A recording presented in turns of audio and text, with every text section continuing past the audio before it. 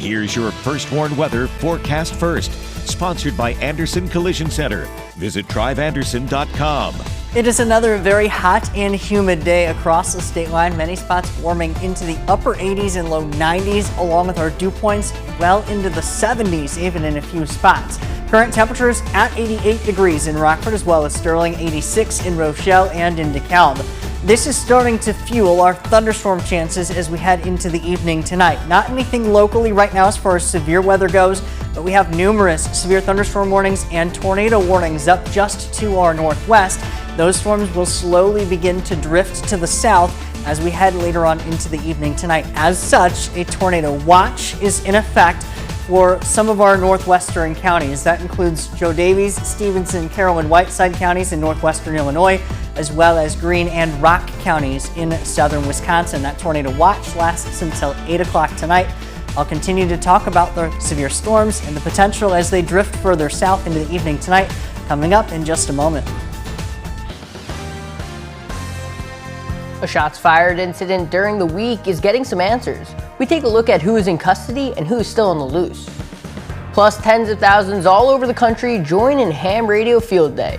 We take a look at how these devices can be vital in times of emergency. And wakeboarding action is underway. Some of the best in the region compete for gold. Live from WTVO 17, this is Eyewitness News at 6. Hello everyone, hope you're having a great day. I'm Jess Lips and thanks for joining us this evening. Freeport police are searching for one man in relation to an active shooting incident on Friday. 2 others have already been arrested in a related case. There's a lot going on here, so let's dig in. Delovia Ford is in custody for possession of a firearm and cannabis. Police are still looking for Martel Pogue. According to Freeport police, a little after 1 in the afternoon, officers were called to a report of shots fired at the 300 block of West Douglas Street. Police learned one suspect fired shots towards the victim. According to police, Pogue was the shooter. They also say Ford was at the scene where he was arrested. Later in the day, a little before 6, police responded to a fight in the 200 block of West Pleasant in relation to someone with a firearm. There, a juvenile was arrested and transported to the Kane County Juvenile Detention Center. The 16-year-old threatened a victim with the gun, the same victim as in the first incident. Officials arrested the juvenile for aggravated assault with a firearm. Police are still looking for Pogue. If you have any information, contact the Freeport Police or State Line Area Crime Stoppers. Like we just heard, there has been a tornado watch in the area. Let's get back over to the Weather Center where meteorologist Jordan Wolf has been tracking the activity. Jordan, how's it looking out there? Well, Jess, we are seeing that tornado watch, as you had mentioned and I had mentioned earlier. That watch remains in effect for some of our northwestern counties through around 8 o'clock tonight. Now, most of the activity has remained confined up to our northwest at this present time, with numerous severe thunderstorm warnings and even a few tornado warnings now that have been issued. All of these have been northwest of our viewing area, but this is what we're seeing, these storms starting to fire up and really taking hold here in the shorter term. As you can see, a lot of lightning also going on with a lot of these storms, which is indicating that they are entering that more favorable environment to keep these storms going. These storms will eventually start to drift more off to the south, eventually moving closer to our area as we head later on into the evening tonight. Our view in Freeport actually looking to the north and northwest, showing off kind of the lower level of these clouds and some of the storms still well off in the distance, but you can see kind of that darkening showing up off in the distance on that SkyTrack camera as these storms will start to drift south to the region.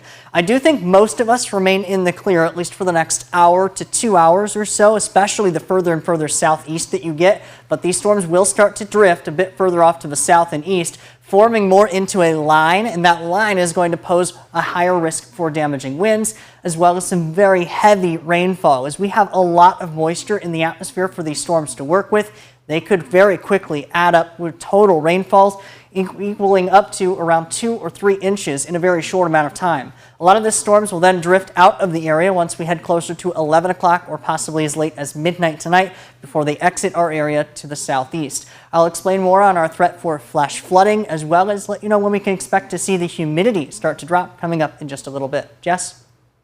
We've been talking about Ham Radio Field Day all week, and today it kicked off. Field Day is Ham Radio's 24-hour open house. Every year in June, more than 40,000 operators throughout North America set up temporary off-grid transmitting stations in public to demonstrate the radio's science, skills, and what it does for the community.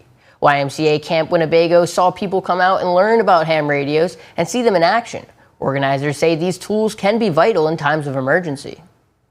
You know, in times of emergency, the cell phone towers, they may be working, but they're so flooded that you can't get through, so all that kind of stuff. Your ham radio will get through, especially if you look to the left, there's that station there, they're running CW, which is Morse code, and that will get you through all over the world, even when voice over the radio won't. The annual demonstration started back in 1933. It'll be going on until 1 p.m. tomorrow if you want to check it out. The local youth leadership conference was held today. Locals ages 11 to 18 had a chance to hear from leaders in the community about their life's journey and lessons learned along the way. It's in an effort to inspire participants, to empower them and equip them to lead through any adversity in life. Those in charge were excited to work with these students and feel everyone can learn from each other. Our youth really need to be able to express their emotions, be able to learn how to navigate those waters of emotions and feelings. And so I'm learning to have patience with them, and I'm learning from them as well, that they are our future, they're our now, and we are trying to equip them to be our great future leaders. The event went on at RPD's District 1 station. Those in attendance heard from people like State Representative Maurice West, Andrew Wright, the announcer for the Rockford Rage Roller Derby, and more. Right now, over at the West Rock Wake Park, the Wakeboarding Regional Championships are underway. The World Wake Association Regional Championships holds 8 different disciplines. All ages competed in events like wakeboarding, wake skate, skim, surf, foil, and more. Contestants say it's a blast, win or lose.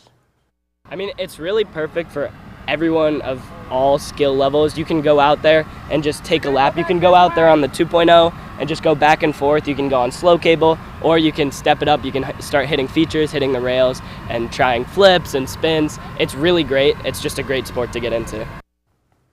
The event was followed by an after party where fans and competitors enjoying music, fire pits, and food. The event was free. The Rockford Public Library is unveiling a state-of-the-art facility. When we return, we take a look at the new activities visitors will get to do. You're watching Eyewitness News, your home team, with Jess Lipson, Drew Collins, and meteorologist Jordan Wolf.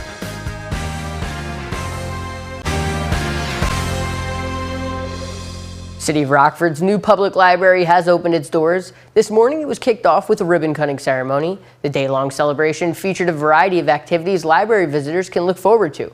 Our Blake Dietz attended the ceremony to get a look inside the state-of-the-art facility. And all its people. After years of development and anticipation, Rockford's new public library has officially opened to the public. Library, city, and state officials gathered with a huge crowd on the library's east side for a ribbon-cutting ceremony. This library, this ribbon cutting, this dedication today is not just about a building, although it is beautiful. It's not just about books. It's about knowledge in all its forms. Written word, spoken word, song, dance, art, poetry, meetings, seminars, research, and yes, videos, games, and playtime. The facility boasts 3 stories with state-of-the-art resources like digital recording studios, 3D printers, and a climate-cooled space to preserve local historical artifacts. Local historian Greg Campbell says the latter is what he's most looking forward to. I'm most excited about the local history room because I started researching back when it was the Carnegie Library here.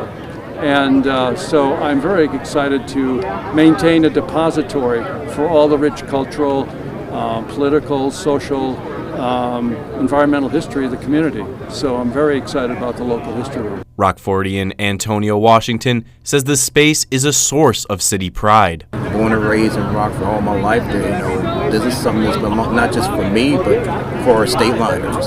And this is our library, our state line, our library. And wouldn't be for this library, we wouldn't have a great event like this. This building stands in the same exact spot as back in 1901. But it's absolutely transformed in a way that all of us will enjoy this library. Reporting in Rockford for your home team, I'm Blake Dietz. It's been raining, cloudy, really just the perfect day to stay in bed. When we return, Jordan will tell us how the radar is looking and what we can expect for the rest of the weekend.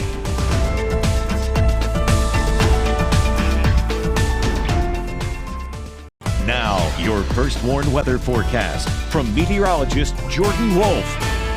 It's another very hot and humid day today. The warm front that we had from the last couple of days still lifting off to our north, and that has really been the focus of the thunderstorm activity for the last couple of days, and that includes here into the night tonight as well. A very active radar picture with plenty of lightning off to our north and to our northwest. Also numerous severe thunderstorm warnings and tornado warnings as well. None of those yet impacting any of our areas in the state line, but there are a couple of them inching closer to Joe Daviess County as well as just to the west of Greene County in southern Wisconsin.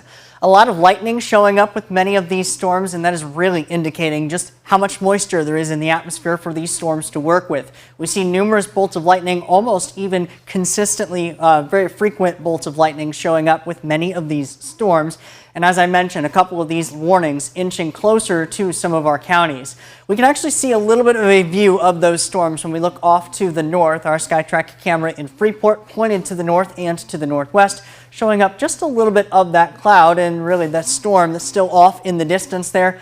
But it is still a little bit breezy, a little bit of an outflow from those storms starting to show up with our flagpole as well. Meanwhile, in downtown Rockford, not quite as active of a picture, but you can still see the sunshine was out earlier today, and that really helped to fuel the atmosphere for some of the storm chances that we have into the night tonight. We do have a lower end threat for tornadoes as well as some hail. Mainly our threats locally are going to be for wind and some flooding as well, with very, very heavy rainfall going to be kind of one of the main concerns that I have here going into the evening. With the tornado threat, there is that lower end threat for many of us, and a tornado watch did also get added to Walworth County in southern Wisconsin. Now that watch remains in effect for 8 o'clock tonight through all of those counties. If they were to extend this watch, it likely would come in the form of a severe thunderstorm watch for areas more south and southeast, as a lot of these storms are then going to form more so into lines or clusters as opposed to the isolated storms that we have now. A lot of that storm activity starting to drift to the south into the southeast, and that's what's going to bring us the threat over the next couple of hours. Some areas even well to the south may not even get any storm activity until after 7 or 8 o'clock tonight.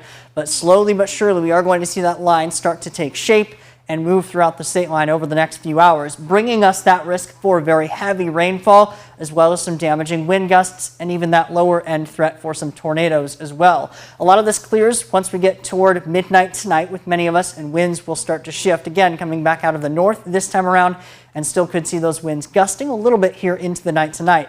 Again, that concern I have for very heavy rainfall, this is just one particular computer model, but indicating there's a lot of moisture in the atmosphere for these storms to work with, and therefore we could see some very heavy rainfall with many areas picking up anywhere from 2 to even 3 inches of rain in a very short span, which could induce the risk for some flash flooding concerns here into the night tonight. And because of that, the Weather Prediction Center has issued an outlook that does include much of southern Wisconsin underneath a moderate risk for excessive rainfall tonight. There's a 40% chance for that to reach flash flooding guidance, so there at least is a pretty significant chance for some areas to see flash flooding, especially if those storms go over the same areas over and over again. Something, once again, to keep a little bit of a closer eye on. A lot of this has been brought to us with the very heavy rainfall because of how much moisture we have in the atmosphere. This map shows our precipitable water, which is how much water there is in a single column of air, and we are near record levels at this present time, which has helped to bring a lot of that abundant moisture and bringing the very heavy rainfall that we have that may still be possible into the night tonight. Temperatures locally are still in the upper 80s, dew points in the 60s and 70s, which has helped to bring a lot of that heat and humidity into the area as well. We will also see those dew points start to fall as storms clear the area. 89 for our weather watcher Terry in Genoa, along with 72 degrees for his dew point winds out of the south at 21 miles per hour. Mike out in Foreston, 85 degrees for him. He did have some rain last night, but nothing as of yet here during the day today. We hold on to the chance for some stronger storms and very heavy rainfall early into the night tonight. Temperatures falling to around 69 for the overnight lows. We only warm to 83 tomorrow, so the good news is it is going to start to feel a bit more comfortable as we head into tomorrow afternoon and going into Monday. That will come with some slightly cooler temperatures as well, but storm chances returning as we head into Tuesday, along with the heat and humidity as well. So 83 and 87 for Sunday and Monday, but back up to 92 on Tuesday. That does bring more storm chances. Another cool down, but those storm chances returning, Jess, as we head into the weekend. Thanks, Jordan. Drew's in next with sports. He'll show us if the Cubs were able to bounce back from a crushing loss yesterday to the Mets, and a State Line native takes his shot at making his Olympic dreams come true.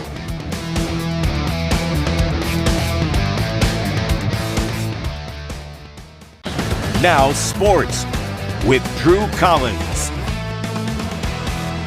Yesterday was a demoralizing outing against the Mets. Today, the Cubs bounced back with a much-needed complete team performance. Seiya Suzuki with a great contact and RBI single to give the Cubs the lead. First inning offense continues. Dansby Swanson brings his A game today and has the Cubs up 5, leaving the first. Now in the third, and Christopher Morel nearly sends this ball out of Wrigley. 6-0 Cubs here early. And we have to mention the pitching from Jamison Tyone. Cubs cruise in this one. Cubs 8, Mets 1. And the White Sox have flipped the script against the Tigers today. Paul DeYoung gets us started in the fourth. Solid grounder up the pipe, scores 1 run. Sox lead 1-0 to start. 2 batters later, and Nicky Lopez gets a friendly roll down the foul line and off the wall. Sox increase the lead. And the pitcher and the rookie pitcher, Drew Thorpe, had his best performance of his young career. 6 innings, 5 strikeouts, and no earned runs. A cool stash and a cool first name. Also, Corey Lee hit a home run, and the Sox dominate. The final, Sox 5, Tigers 1. And the Brewers game just started in San Diego moments ago, and you don't want to miss this one. This series has been fireworks so far against the Padres. Brewers currently trail San Diego in the series by 2 games. Northwood League's baseball. The Rockford Rivets continue their road trip. They face the Pitt Spitters tonight.